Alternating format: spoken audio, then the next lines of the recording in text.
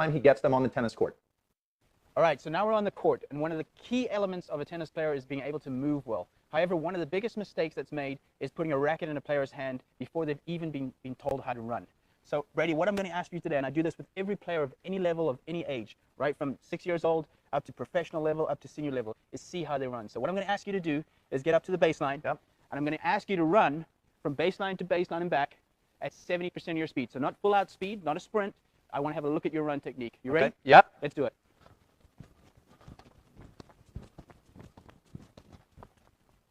And back up. All right, good stuff. All right, big stride there as well, which I like. I don't have that. Yep. But I want to make a small tweak to you. So I'm not going to revolutionize running for you, but something that's going to really help you in your game, get you faster on the court, be more explosive. The arms are a very important part for a tennis player, especially that arm that's off the racket, because we're always holding a racket, right? Yep. So what I'm going to ask you to do, I call this the lips to hips. Okay, so I'm going to have you just standing, just feet hip width apart. I'm going to have you working what I call lips to hips, where you're going to have your thumb coming up to your lips and passing your hips. Okay, so lips to hips is what we call it. Perfect. So nice technique, a little bit of a karate chop hands, not too stiff, just a little bit relaxed, and lips to hips. Maybe just do 10 seconds of that for me, lips to hips. Perfect. There we go, good. Good, relax the shoulders a little bit more. Let those thumbs rub against the pockets. Super, okay. So what I want you doing now, same speed as well. All you're focusing on is the arms. Great. Lips to hips. You want to do that? Yes, Baseline let's to do it. baseline? Let's Ready? do it. Let's do it. Super, good. Relax the shoulders. Let's get those thumbs up a little bit higher, touching the lips almost. Beautiful. Looking like an Olympian sprinter already. Great job. Super. So there's the first thing we look at is the running technique. Simple cue, lips to hips. Okay? Great. Second thing we want to do, and you're going to be hearing this on the program a lot, is athletic base. In movement, before we do any movement drill, be it with a racket in your hand, be it footwork, be it with a ladder, cones, I'm going to ask you to get into athletic base. So you're going to be hearing that term a lot, athletic base. What is athletic base? It's your ready position, okay? What does athletic base look like? We're going to have our feet just beyond hip width, okay?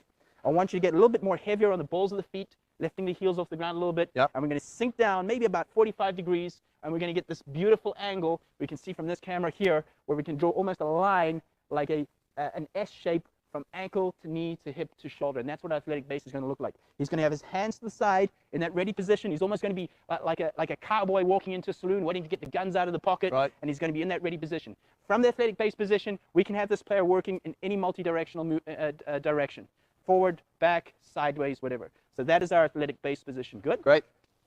Okay, so there's a short clip on something as simple as taking pride in just your running technique and your ready position.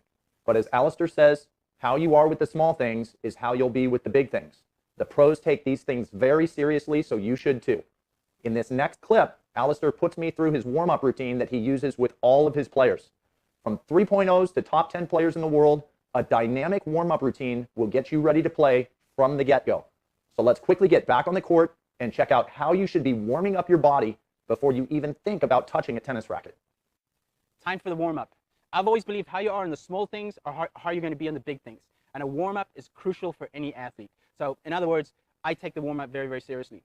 So when we get on the court, what we're going to first start off with is 2 or 3 laps jog around the court. And one thing that I'm going to be looking for is that Brady looks relaxed, and he's also got that good lips to hips motion that we just discussed in the foundational part of the video. Right? So a lap run for me, Brady. Okay. Take it away. Here we go. Good. Alrighty, so we can see the improvement in the arms, just that simple little change. He doesn't look tight anymore. Nice and relaxed. And in that warm-up, he's already preparing his mind for the practice ahead. Beautiful. Much better, Brady. All right, super.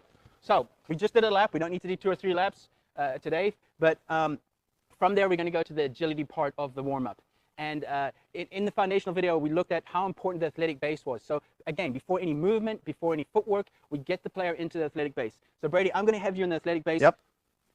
Our first exercise is going to be the lateral shuffle. You'll see that Brady's dropped into that nice low position. He's nice and light on the heels. He's got more weight on the balls of the foot. Let's avoid using the term on your toes. It's more balls of the foot. We want to have those cowboy hands. Remember, as if you're going to pull guns out of those pockets any moment. You're going into the saloon. You're going into battle. We're going in to play a big match.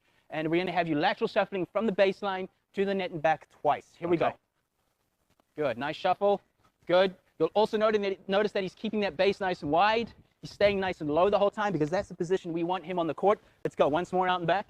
Beautiful. Another key thing is that he's keeping his inner step wide as well. He's not letting that come in between the hip, parallel to the hips.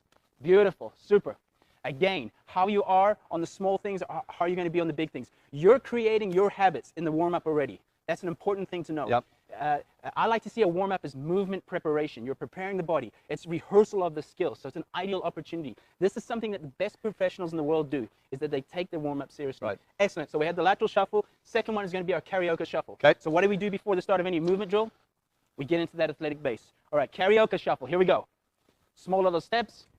Let's relax those arms a little bit more to the side, Brady. Beautiful. Balls of the feet. Good. He's working into the hips. We're going to have him going out once more. Baseline to net. Good. Relax the shoulders a little bit more. Back again. Work around those hips. We know how important hips are in the game. Good. Now, this is what I love about this video that we're doing this morning, is that I've got you raw, just like I'd get a player that I haven't seen before. Right. And teaching them how to get into those positions straight away. This hasn't been rehearsed. And this is what I love about this, is that we're learning on the court today with you. For sure. So our third one is going to be the cutting. Okay, so I'm going to have you standing just by the singles line over there, base position, and you're going to be cutting, planting your right foot outside of doubles line, then planting your left foot outside of singles line, cutting up to the net and backwards again. You ready? Yep. Let's do it. Right, so let's cut and push. Good. Cut and push. Good. Notice how he's getting that good stick on the outside and he's pushing off aggressively. Good. Let's go backwards. Good.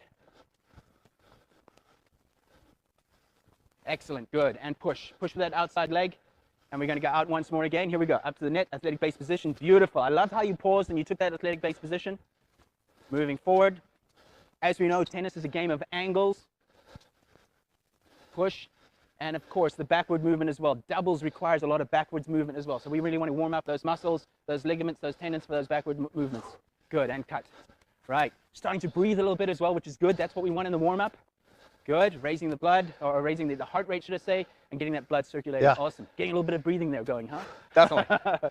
All right, awesome. Our fourth thing, let's get it here. Tennis is not a speed game. Tennis is a transitional speed game, which means you're stopping and starting all the time. So I'm not really interested how fast you run 40 yards or how fast you can run 100 meters, for example. I'm interested how fast you can get from A to B and back to A.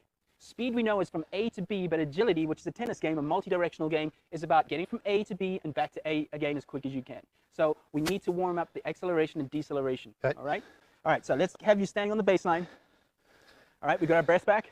I love Hopefully. that. I love that because that's what a warm-up is all about. It's about progressing, that he's going to be breathing a little bit harder as well. So I'm going to have you drilling on the spot. I'll say go. Okay. All right. Now, if you're by yourself, you don't have a coach on the court when you're warming up, you'd maybe give it 3 to 5 seconds, for example, before you go. I want to hear those breaks just before the service line. I'm going to hold you on that service line, drilling again. You ready? Yep.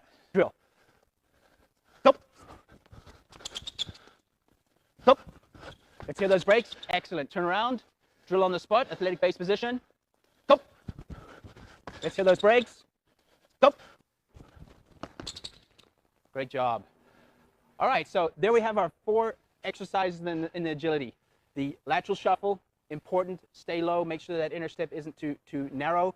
Our second one was the karaoke shuffle, not the karaoke, we're not singing, we're working on our agility. Our third one was the cutting, where we had him facing the net, staying nice and low, nice aggressive push off on the left foot, nice aggressive push off on the right foot. Then we had him coming backwards. And our fourth one was the acceleration and the deceleration.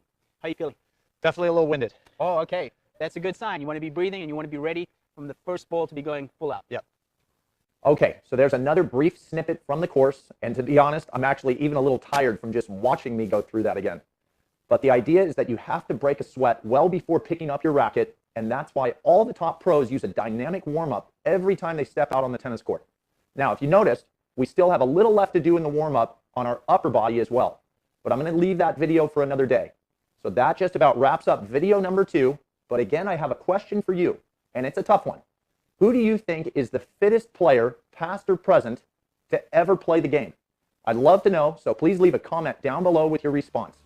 And that's it for now. Look for video number 3 in this 3-part series that I'll be emailing you tomorrow. And until then, thanks for watching, and I'll see you soon.